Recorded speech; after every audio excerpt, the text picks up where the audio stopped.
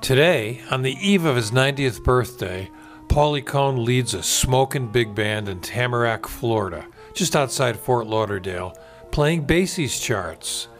Jazz has always been at the core of his hero's journey. A Brooklyn trumpet prodigy, by the time Pauly Cohen was 20, he was working club dates and playing for CBS Radio, but spending every other waking moment at Minton's Playhouse in Harlem and in the jazz clubs on 52nd Street. Jazz listeners, especially those of us born after 1950, always wish we could hop into a time machine and go back there to the mid-40s, check out Bird and Diz and Monk, just when bebop was jumping off. Thankfully, Pauly Cohen was there.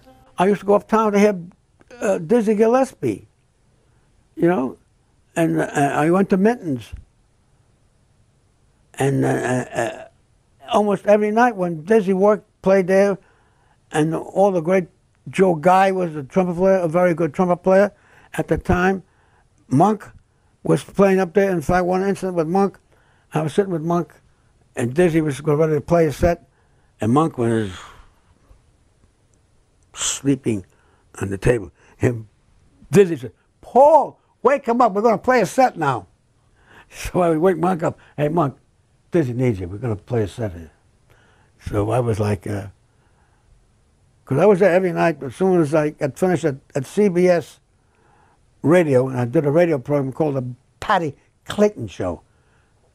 You don't know that. She was a 7:15, 15-minute program at night, and then we did the remote for California at 11:15, 11 to 11:15. When that was over, I would shoot to 52nd Street and hear Art Tatum. I mean, everything was music with me before I became with the Horses. Everything was music. I would watch Art Tatum, Don Byas.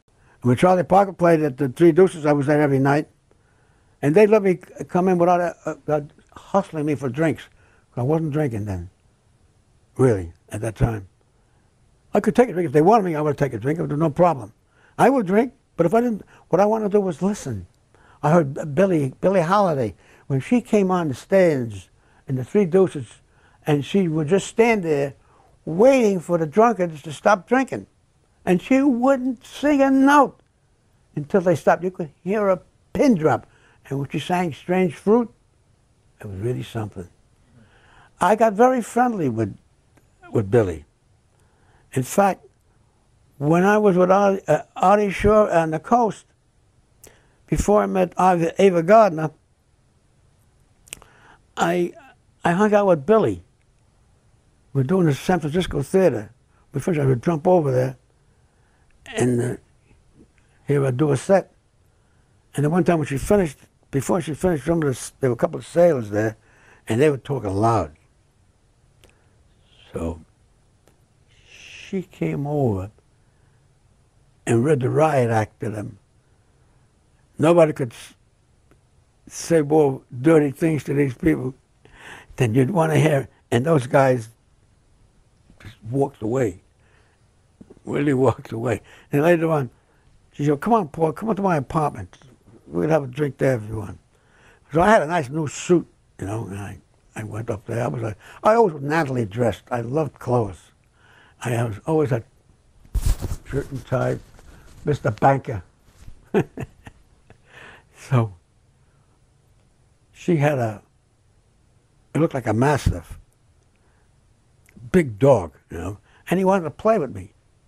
Here I am with a nice new suit. I was kicking him. "Get away. Come on. Get out of it. I don't want to play. Get out of it." And he had a swift, you know. And I was in my suit. "Get out. I'm not going to play." "Billie, you're coming out soon?" She said, "Yeah, you can play with the dog." "I know he's here." But that was a funny scene with Billie Holiday. Thanks to everyone who has contributed to the funding of this film. I'm still seeking contributions to reach my goal. Like Pauly, I started as a trumpet player, and jazz has always been at the center of my life. But I became a writer and then a filmmaker. My mission is to document musicians like Pauly Cohen and Billy Taylor and Sonny Rollins. That way, these men and their music will live forever. Please join me.